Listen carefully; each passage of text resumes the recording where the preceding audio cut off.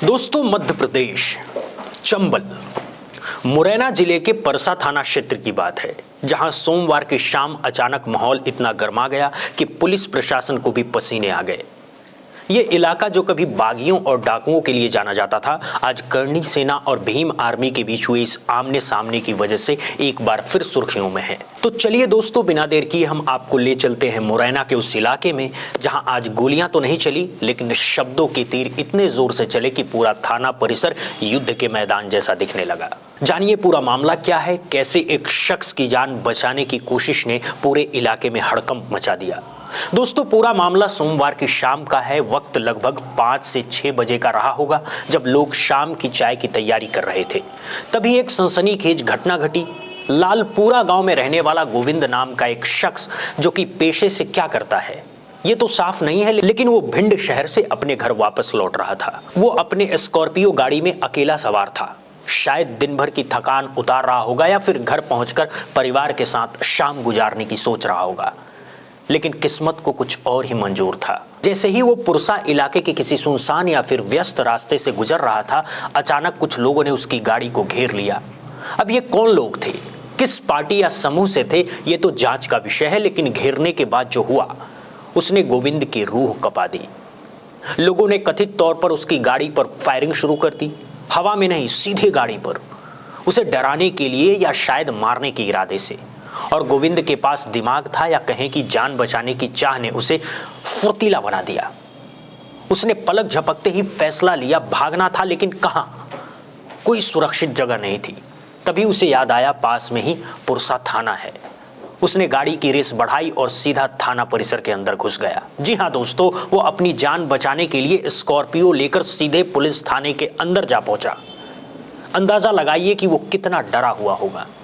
उस वक्त उसके लिए पुलिस एकमात्र ही सहारा थी।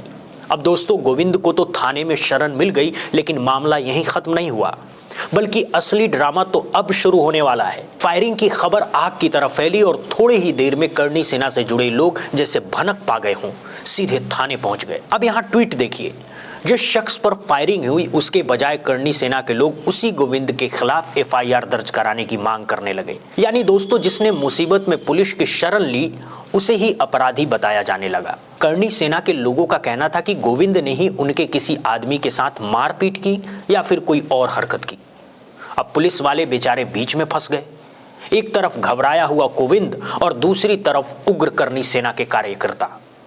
पुलिस प्रशासन ने फौरन समझदारी दिखाई। उन्होंने दोनों पक्षों को थोड़ा शांत करवाया और फिलहाल उन्हें थाने के बाहर कर दिया।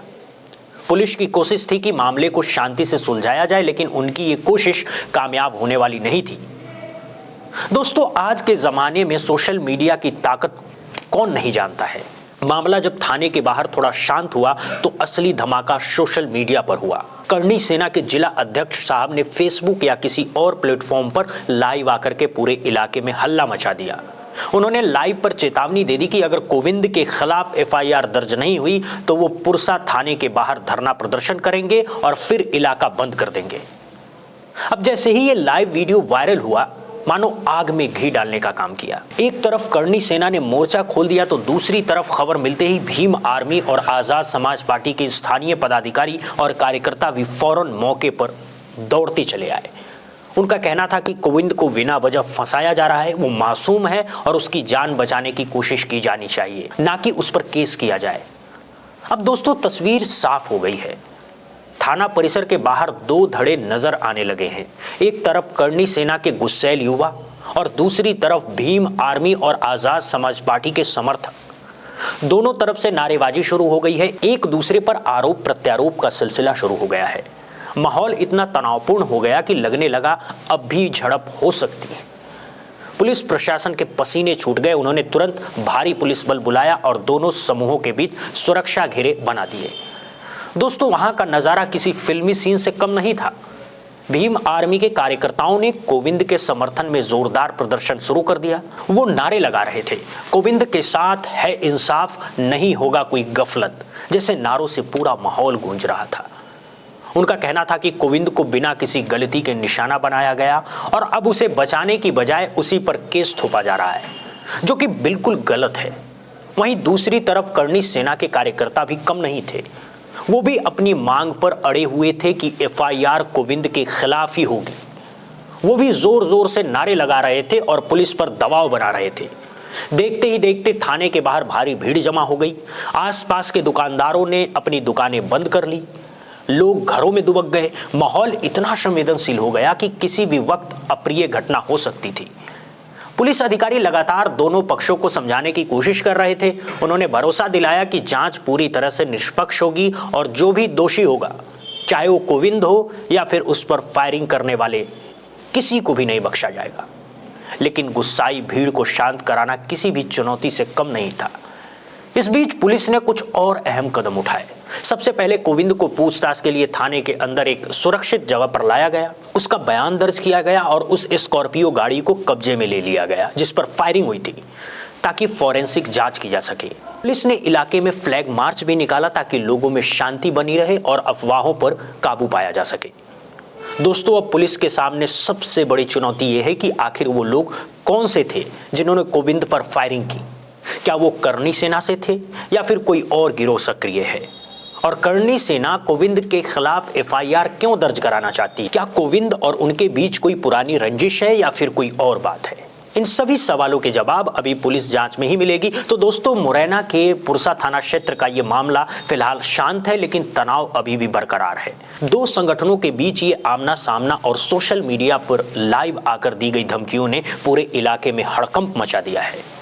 तो दोस्तों, अब जो हुआ वो इस पूरे ड्रामे का सबसे एक्शन से भरपूर पार्ट रहा।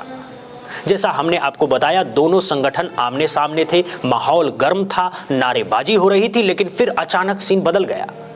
दरअसल करनी सेना के लोग जो पहले गोविंद के खिलाफ एफआईआर की मांग कर रहे थे, वो अब खुलेआम उन आरोपियों के समर्थन में उतर आए जिन्होंने गोविंद पर फायरिंग की थी। यानी अब उनका नैरेटिव जो है बदल चुका है। अब वो कह रहे थे हमारे लड़के बेकसूर हैं, उनको फंसाया जा रहा है। अब ये देखते ही भीम आर्मी और आजाद समाज पार्टी के लोग और भी जोश में आ गए। उनका कहना था कि देखो, ये लोग खुलेआम बदमाशों की हिमायत कर रहे हैं। फिर बस क्या था, दोनों गुट आमने सामने आ गए। ऐसा लगा जैसे पथराव होगा, लाठियां चलेगी। नारेबाजी इतनी तेज हो गई कि पुलिस वालों के हाथ पांव फूल गए। माहौल इतना संवेदनशील हो गया था कि लग रहा था अब ये लोग एक दूसरे पर टूट पड़ेंगे। पुलिस अधिकारियों ने पहले तो बहुत समझाया, माइक से अपील की कि सब लोग शांत रहें और थाना परिसर से चले जाएं। लेकिन जब भीड़ पर कोई असर नहीं हुआ तो आखिरकार पुलिस को वो कदम उठाना पड़ा जो वो नहीं उठाना चाहती थी। पुलिस ने हल्का लाठी चार्ज कर दिया। जी हाँ दोस्तों, थाने के बाहर लाठियां चली, हालांकि बहुत ज्यादा नहीं, बस भीड़ को खदेड़ने के लिए हल्का सा दबाव बनाया गया। ये देखकर भीड़ इधर उधर भागने लगी और पुलिस ने मौके को कंट्रोल में ले लिया।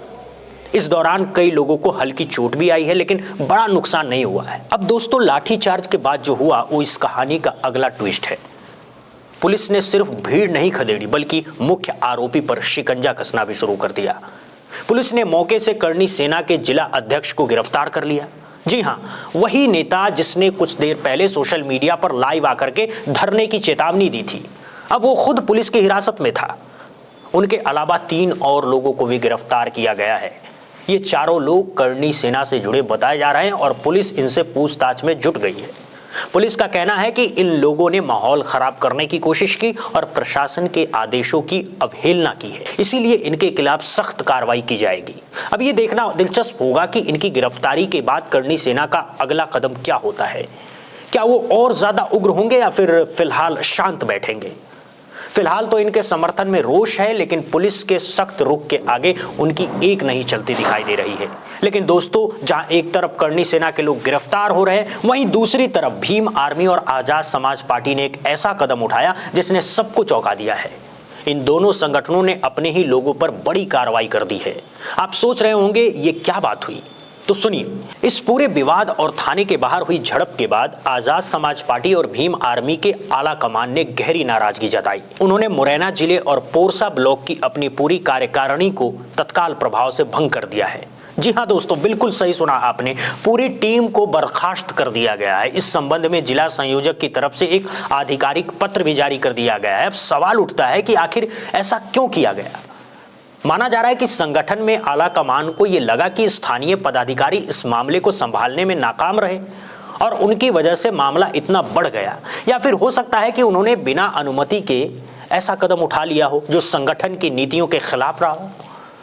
फिलहाल तो ये बड़ा राजनीतिक दांव माना जा रहा है। इस फैसले से ये साफ संकेत मिलता है कि दोनों संगठन इस मामले को लेकर कितने सीरियस हैं और वो भी किसी कीमत पर अपनी छवि खराब नहीं होने देना चाहते। तो दोस्तों, फिलहाल पुरसा थाना क्षेत्र की क्या स्थिति है, अगर आप वहां से गुजरेंगे तो आपको सामान्य दिनों से बिल्कुल अलग नजारा देखने को मिलेगा। इस पूरे इलाके को पुलिस छावनी में तब्दील कर दिया गया है। हर गली मोहल्ले में, हर चौराहे पर भारी संख्या में पुलिस बल तैनात है। कोई भी संदिग्ध देखते ही पुलिस उसे रोककर पूछताछ कर रही है। ऊपर से ड्रोन कैमरे से भी निगरानी की जा रही है ताकि कहीं कोई अप्रिय घटना न हो जाए। प्रशासन ने साफ कर दिया है कि वो हालात पर कड़ी नजर बनाए हुए है। जिले के वरिष्ठ अधिकारी खुद मोर्चा संभाले हुए हैं और लगातार थाने का दौरा कर रहे हैं। उनका कहना है कि मामले की निष्पक्ष जांच की जा रही है। चाहे जो भी हो, जिसने भी कानून हाथ में लेने की कोशिश की या माहौल बिगाड़ने की कोशिश की, उसके खिलाफ सख्त से सख्त कार्रवाई की जाएगी। लेकिन इतना सब होने के बावजूद दोस्तों, माहौल में अभी भी तनाव बना हुआ है। लोग डरे हुए हैं, दुकानें जल्दी बंद हो रही है और सुनसान सड़कें इस बात का सबूत है कि अभी शांति पूरी तरह वापस नहीं लौटी है। दोनों पक्षों में आपसी रंजिश अभी खत्म नहीं हुई है।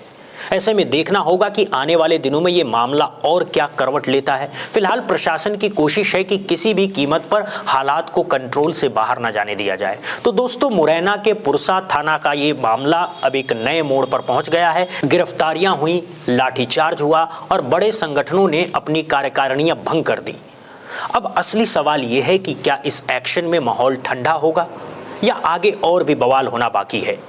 पुलिस की निगरानी जारी है और हम आपको इस केस से जुड़ी हर नई अपडेट देते रहेंगे। तब तक के लिए अपना और अपने परिवार का ख्याल रखें और कृपया अफवाहों से दूर रहें। दोस्तों, अगर चैनल को लाइक और सब्सक्राइब नहीं किया है तो चैनल को सब्सक्राइब कर लें। बहुत बहुत धन्यवाद, बहुत बहुत शुक्रिया।